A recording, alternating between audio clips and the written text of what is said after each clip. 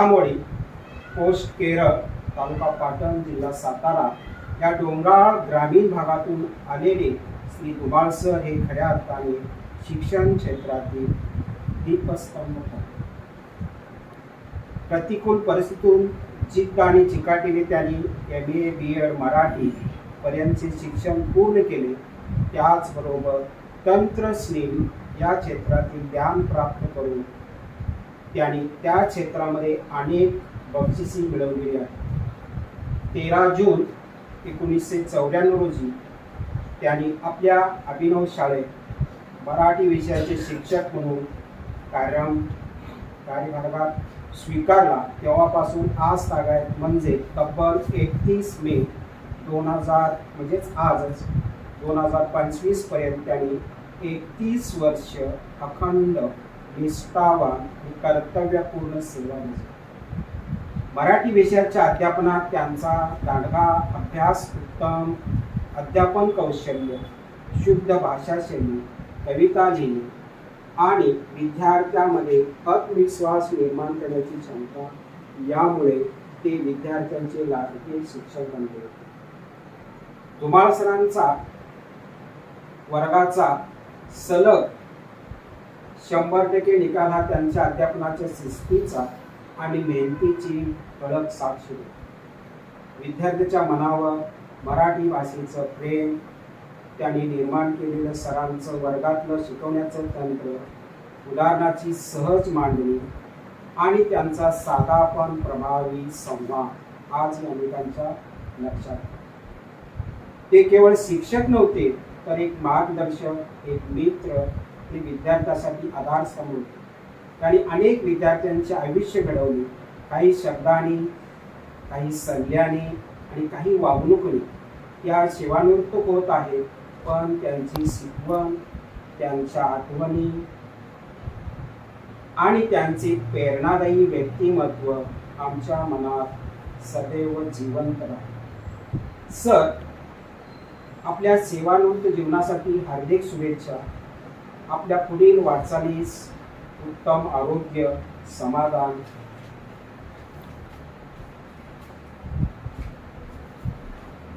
आनंद लाभो हीच ईश्वरचरणी प्रार्थना. सर कविता करतात म्हणून मी कविता करण्याचा ट्राय केलाय. होया, त्यांच्या सहवासात राहून मी कविता केल्या त्यांच्या जन्मावर. डोंगराच्या कुशीतून ध्यानगंगा वाहिली, डोंगराच्या कुशीतून ध्यानगंगा वाहिली, धडामवाडीतून मराठीची मशाल आली, धडामवाडीतून मराठीची मशाल आली. सरळ मार्ग, शुद्ध भाषा, जिद्द अपार. सरळ मार्ग, शुद्ध भाषा, जिद्द अपार. विद्यार्थ्यामध्ये जागवला शिक्षणाचा विचार, विद्यार्थ्यामध्ये जागवला शिक्षणाचा विचार. एक शब्द, एक वाक्य जीवन घडवणारे, शिक्षकांना शिकताना देखील मन जिंकणारे 3 दशकांचा प्रवास सुंदर घडवला. शिकताना देखील मन जिंकणारे 3 दशकांचा प्रवास सुंदर घडवला. 100% निकालाची यशाचा झेंडा रोवला. सर, आता विराम, पण शेवट नाही. संस्काराची हीच खरी कमाई. धुमाळ सर, तुमचं कार्य अमर राहू. सेवा निवृत्तीनंतर प्रेरणा सदा मिळो.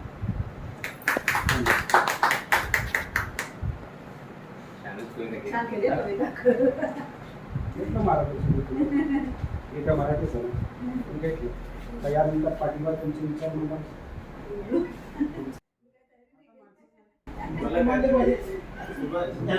सुभाष.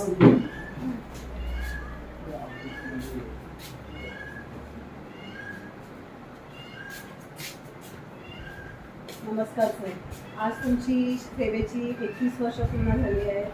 आम्हाला सर्वांना तुमचं सहकार्य नेहमीच लाभलं आहे. माझं पर्सनल म्हणाल तर प्रत्येक माझ्या मानसिक आणि भावनिक गोष्टीमध्ये तुम्ही मला नेहमी सपोर्ट केलेला आहे. यानंतरही मी तुम्हाला त्रास देईन, त्या वेळेला मला तुमचा सपोर्ट लागणारच आहे. म्हणजे मला कधी कधी अक्षरशः शाळा सोडून जाण्यापर्यंत किंवा व्हॉलंटरी घेण्यापर्यंतची माझी इच्छा झालेली. त्या माझ्या निर्णयाला सरांनी ठाम विरोध केला आणि नेहमी माझ्या पाठीशी उभे राहिले. म्हणजे नुसतं एक शिक्षक म्हणून नाही, तर माझे एक उत्तम सहकारी. माझ्या प्रत्येक गोष्टीमध्ये मला नेहमी पुढे, बाई तुम्ही करा, मी आहे तुमच्या पाठीशी, असं म्हणणारे एक सहकारी म्हणून मला त्यांचा खूप आदर वाटतो आणि आयुष्याच्या माझ्या प्रत्येक वळणावर त्यांची मी नेहमीच आठवण काढते. धन्यवाद. संजय, तुला काय बोलायचं होतं? बोल संजय. माननीय सेक्रेटरी आमचे मुख्याध्यापक सर, अग्रवाल सर यांनी आम्हाला वेळोवेळी आता मी एवढं सरांच्या हाताखाली राहिलो, सरांनी मला कधी असं कमी दर्जाचं हे केलं नाही, लेखलं नाही आणि मी काम करत राहिलो त्यांच्या आज्ञेनुसार. भले आमच्यात काय थोडीशी मागे काहीतरी असं झालं होतं, पण त्यांनी मला सांभाळून घेतलं. असं फुलं मुलं देवाघरची फुलं हे जे वाक्य आहे ना, ते धुमाळ सरांसाठी लागले. काय माहिती का, या वाक्यामध्येच त्यांचं आता जे माने सरांनी उल्लेख केले ते सगळं उल्लेख त्याच्यामध्ये. कारण मुलांसाठी काय करता येईल हे त्यांचा दृष्टिकोन असायचा, मग ते दूरदृष्टी पण असायची. धुमाळ सरांना मी पदावर नव्हतो, पण त्यावेळेची गोष्ट 15 वर्षापूर्वीची असो या 20 वर्षापूर्वीची असो, पण त्यांची तेव्हापासून इच्छा होती की ठाकूर साहेब तुम्ही या ना पदावर. मी पंचायतमध्ये होतो, ठाकूर साहेब या ना पदावर. काय माहिती काय, पण 20 वर्षापूर्वीची गोष्ट ते सतत बोलले, बरेच वेळा बोलले मला, या ना तुम्ही पदावर, तुमच्यासारखा माणूस असायला पाहिजे. काय माहिती त्यांनी माझ्यात काय बघितलं, पण त्यावेळेची गोष्ट लागून गेली आणि मी बरेच वर्ष जवळ, कारण मध्यंतरी कोळीवारती मुलं 2-3 मुलं एक्सपायर झाली, डेथसाठी वगैरे नाही. तर माझी अशी भावना होती की सर मी शाळेत असतो तर मला त्यांना भेटायला जायला मिळालं असतं, मुलांच्या भविष्याचा विचार करता आला असता, त्यांच्या पालकांना भेटता आला असतं, असं त्या टायमाला मी विचार करत होतो. आणि सगळे शिक्षक त्या मला वाटते 2-3 घटना झाल्या होत्या त्या डेटला, तर असं एक माझी भावना होती. आणि ते धुमाळ सरांच्या शब्दामुळं कधी शब्द वापरले त्यांनी की तुम्ही या पदावर, तुम्ही या पदावर.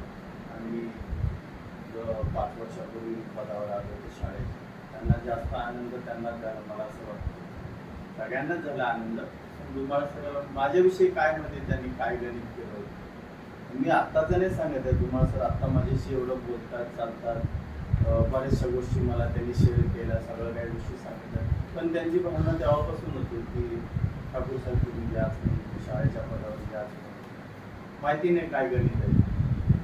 असा शिक्षक मुलांसाठी मिळालेला होता आणि फार मोठी चूक झाली की जे मुख्य मुलांसाठी करण्याचं ज्या माणसामध्ये क्षमता होती त्याला ते निभवता आलं नाही, ते मिळालं नाही त्यांना, आणि मिळालं ते थोडक्यात मिळालं. हीच गोष्ट जर त्या वेळेला मिळाली असती तर माझ्या शाळेला आज, अभिनव शाळेला आज खूप भरभराटी आली असती असं मला जाणून वाटतं.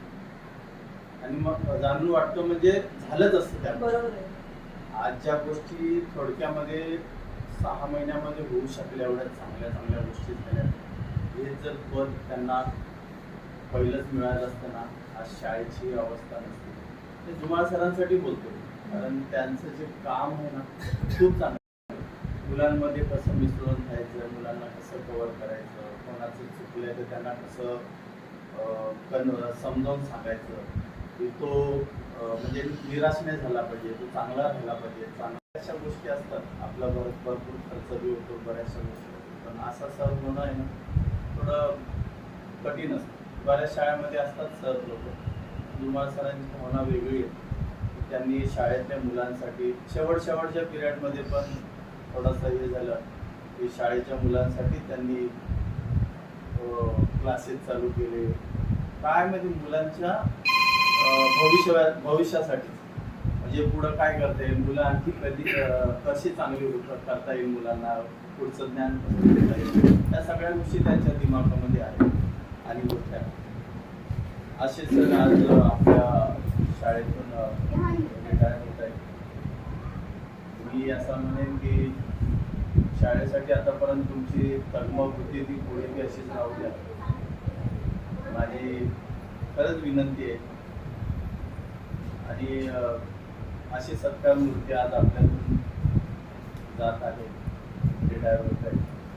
तुम्ही त्यांच्या सरांना द्या, त्यांच्या जीवनामध्ये पुढच्या आयुष्यामध्ये चांगलं योगदान येऊ, चांगलं त्यांचा जीवन आनंदी राहू, त्यांचं पण आणि त्यांचं पण, अशी मी देवाला प्रार्थना करतो.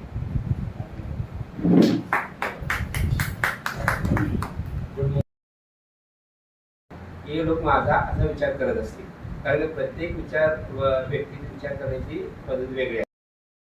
चांगल्यासाठी राग येतो, वाईटासाठी कधी राग येतो.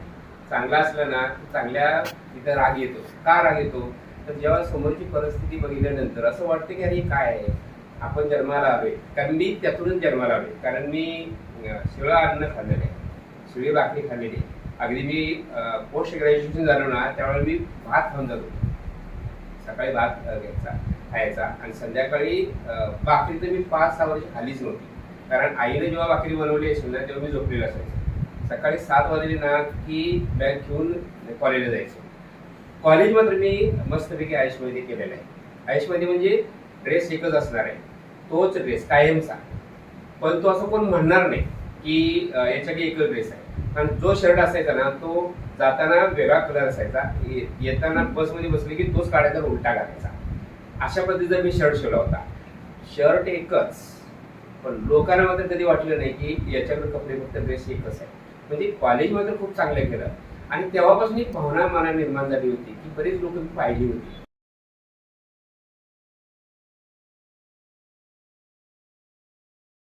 असं आणि हे बघता बघता आपण आता जर बघितलं ना कधी राग येतो हे आपल्या व्यवस्थेचा राग येतो.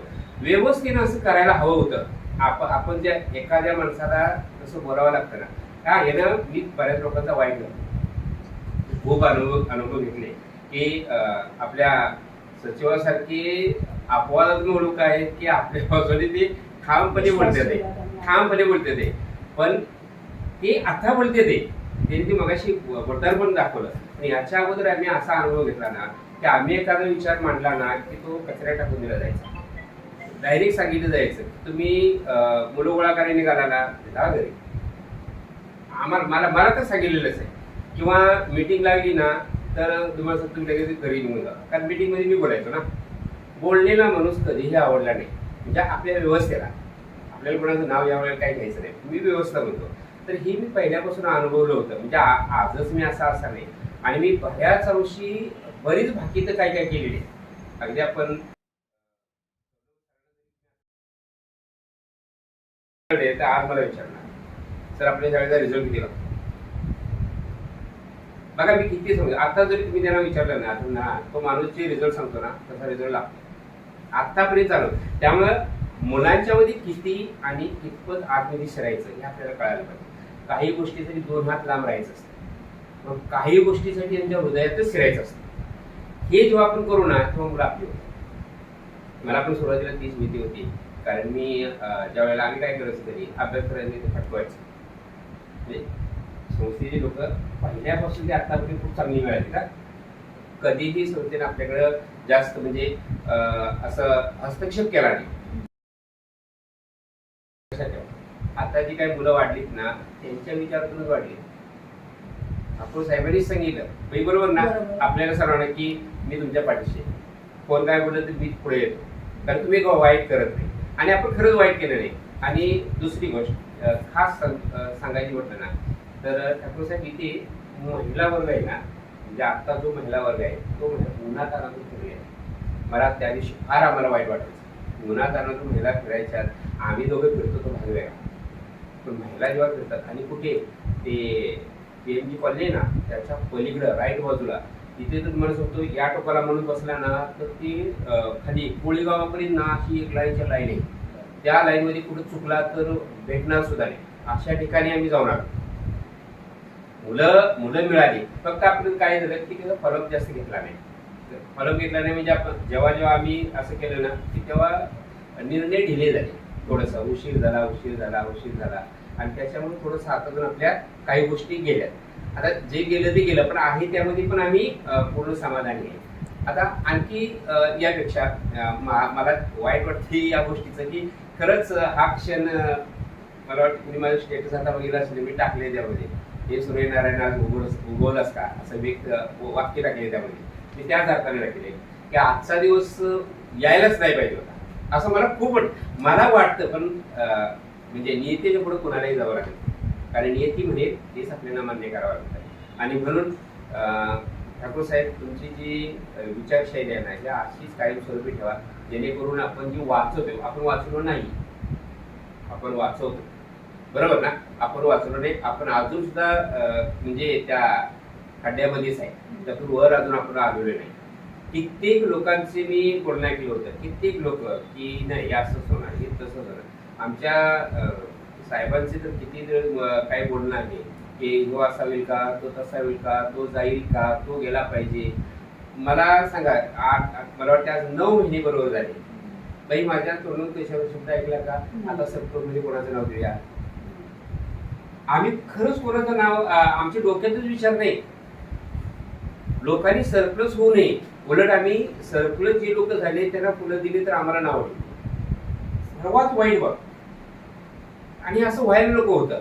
खरंच झालं वगैरे, आता त्यातून आम्ही बाहेर यायचं, पण आम्ही मात्र एकाच निर्णयावर ठाकतो, जोपर्यंत ठाकूर साहेब सांगतात ना तोपर्यंत आपण ठामच निर्णय घ्यायचा. परीक्षेच्या कालावधीमध्ये सुभाष समोरच आहे. सुभाषला एक व्यक्तीने विचारलं कसं काय झालं, तर सुभाषने एका वाक्यात सांगितलं की परीक्षेच्या कालावधीत खूप चांगलं वातावरण होतं.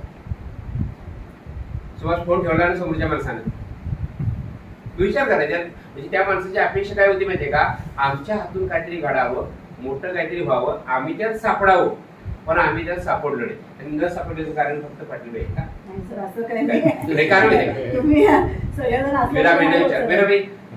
ऑफिशियली गोष्टीत माणूस अडकला तरच अडकतो, पण ऑफिशियली बाबी इतक्या क्लिअर कट केल्या.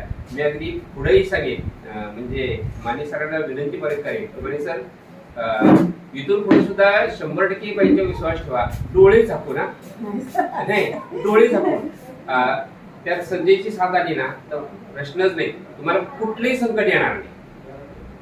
अगदी मी या 9 महिन्यात जो अनुभव घेतला ना तो अनुभव सांगतोय. कारण बाईंनी फक्त सांगितलं ना सर असं करायचं, 5 मिनिटात आमचं काम होतं. मला वाटते आपण ते काय स्क्रॅपचं ना, कुठल्या शाळेचं नाही, पहिलं आमचं काम झालं होतं.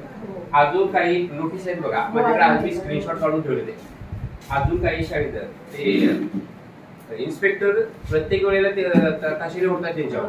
आमचं कधी काम झाले त्या दिवशी, पहिल्याच दिवशी. आणि ती सोपी गोष्ट नव्हती, अजिबात सोपी गोष्ट नव्हती. फोटो करून त्या काशीकर बाई, मोहळ बाई, माने सर, पाटील बाई प्रत्येकानं वाटून काम दिलेलं. एवढं तुम्ही प्रत्येकाचं काम पूर्ण केलं. त्याच्यानंतर पाटील बाई आणि संजयनं हे पूर्ण ना सगळं कसं मॅनेज करायचं, कुठला फोटो कुठं टाकायचा, आणि ती संपूर्ण म्हणजे आमच्याकडं आपण ऑलरेडी आपली शाळा एकदम चांगल्या दर्जाची आहे हे आपलं सिद्ध आहे. आपला रिझल्ट सुद्धा चांगला आहे, फक्त दुर्दैव आपलं आहे की आपल्याला मुलं नाही. आणि म्हणून तुम्हाला सांगतो, महाराष्ट्रामध्ये अशी शाळाच नसेल की जी शाळा इतकी सुंदर असताना तिला काय म्हणतात, त्याला असं बनवलंय ना की त्याचं वर्णन पण मला म्हणजे तो शब्द मला सुस्ती पण बोलायची इच्छा नाही की आपली शाळेची इतकी वाईट अवस्था करून ठेवली.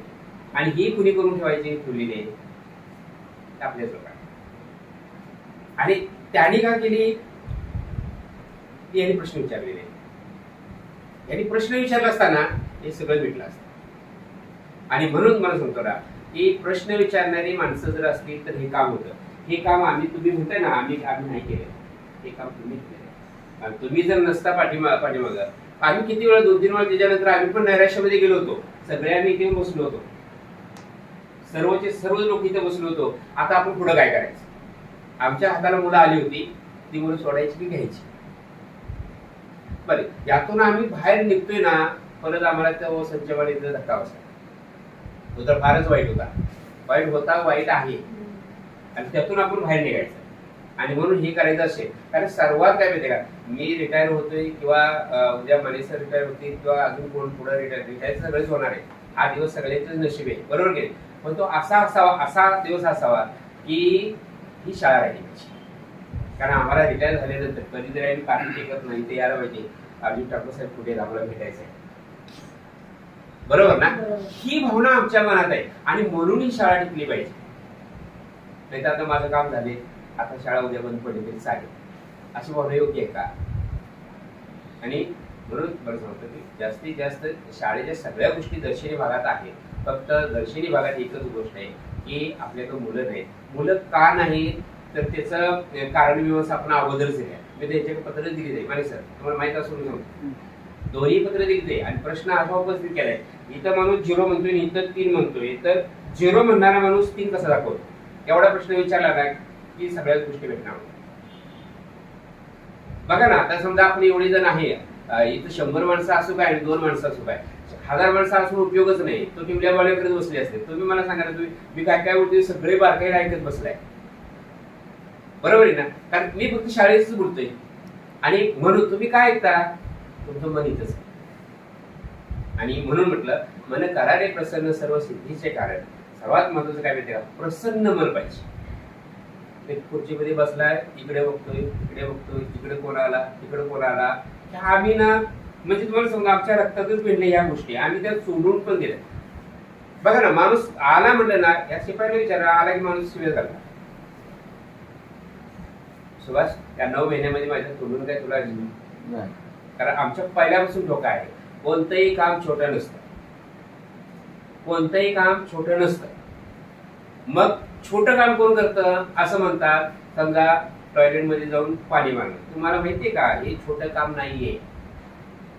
त्या माणसानं टॉयलेटमध्ये पाणी नाही मारलं तर तुम्ही नाक पकडून उभे राहणार. कोणतं काम मोठं आहे? आपण ज्या खुर्चीत बसतो ना, त्या खुर्चीपेक्षा सर्वात मोठं काम कोणतं आहे? यांचं आहे. म्हणून आम्ही पहिल्यापासून आमचा एकच टोक आहे की कोणतंही काम छोटं नसतं. आणि खरं सांगा, पालक मुलांच्या मनाचा विचार करतात का? तर त्याचं उत्तर नाही. त्याचा विचार कुणी करायला पाहिजे? आम्ही करायला पाहिजे, शाळेने केला पाहिजे. प्रत्येक मुलापर्यंत तुम्हाला पोचता आलं पाहिजे.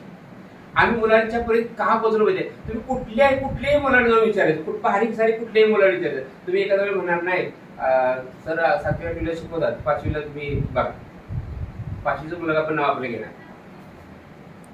त्याचा फायदा काय होतो? आम्ही आता बस मधून जातो ना, तेव्हा सुद्धा त्या शिकल्या 2-3 का म्हणतात सर आम्हाला झालं म्हणायचंय.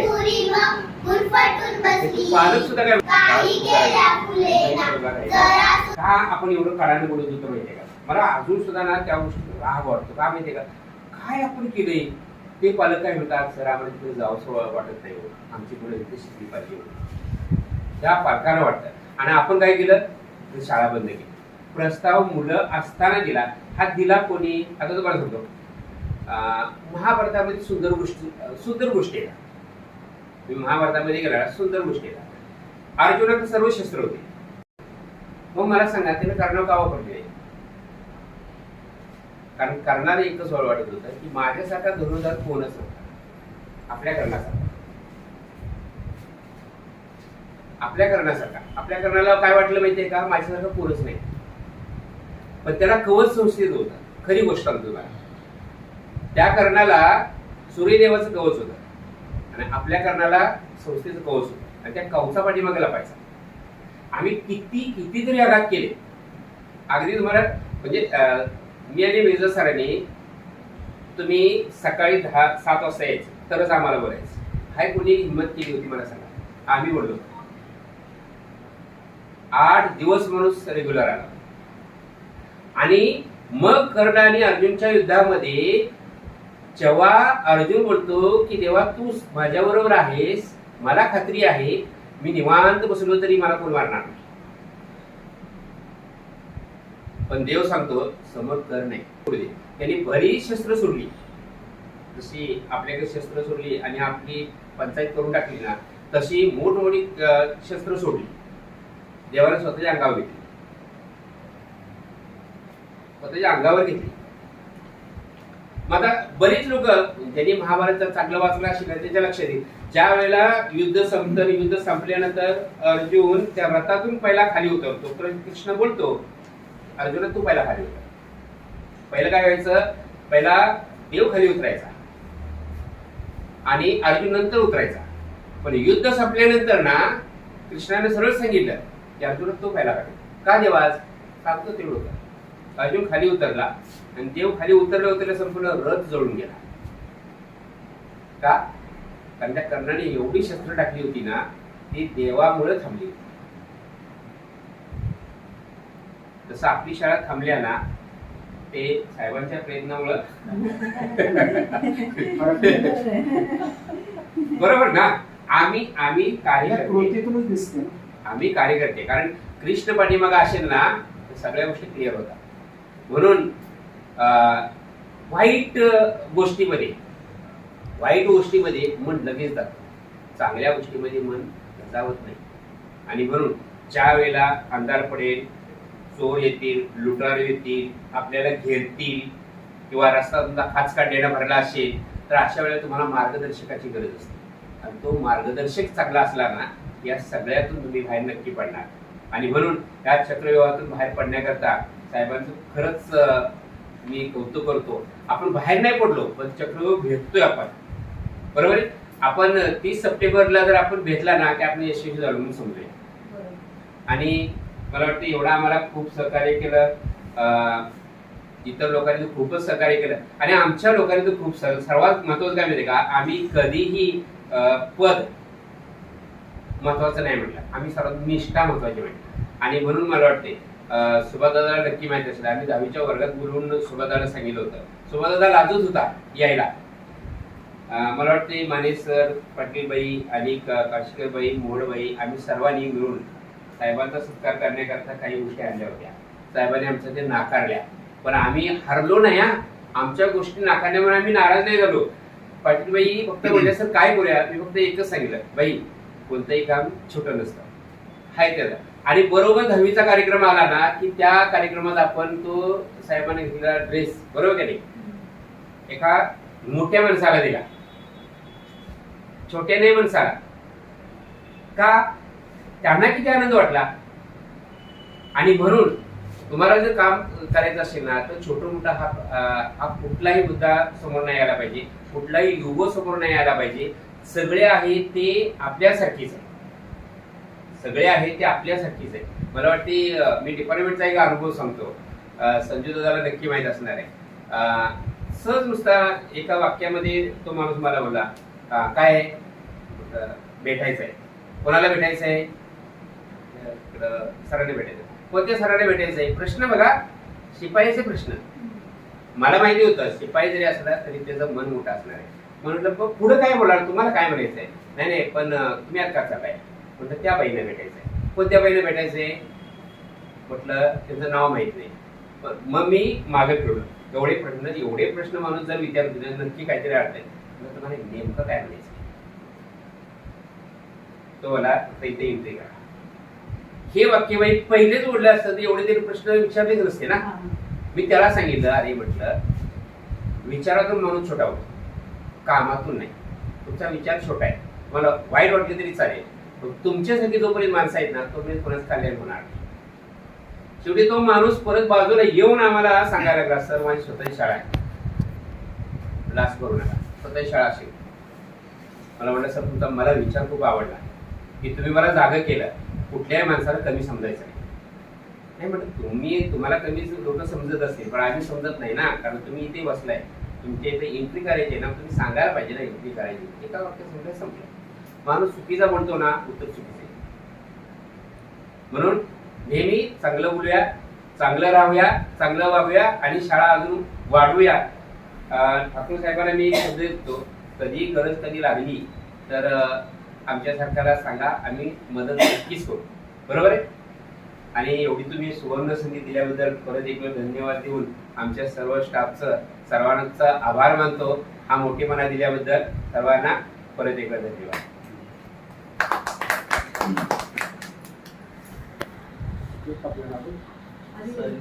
संधी दिल्याबद्दल नाही पाटील मॅडम, आणि मी सहकार्य करेल म्हणून नाही, तुम्हाला मी म्हणजे मान्यता दिली आहे की माने सरांच्या पाठीशी, पाटील मॅडमच्या पाठीशी उभे राहून. कसं आहे ना, शब्दाला मान असतो, तर माझ्या शब्दाला जो मान दिलाय तुम्हाला सरांनी, की म्हणजे खरंच सगळ्यांनी शस्त्र टाकलेली पाटील मॅडम. फिरोजनी टाकली, धुमानी टाकली, त्यांनी टाकली, त्यांनी सर्वांनी शस्त्र खाली टाकली. हे माणूस काय ऐकणार नाही, पण घेणार नाही. आपल्याला जाता सह्यांचा अधिकार द्यावा. मग शेवटी त्यांनी हत्यार उपसला अर्जुन ठाकूरचं. दादा आता तू बघ काहीतरी करतो तू माणसांना आपल्याला convince कर." त्या कन्व्हिन्स करता करता 3 महिने गेले.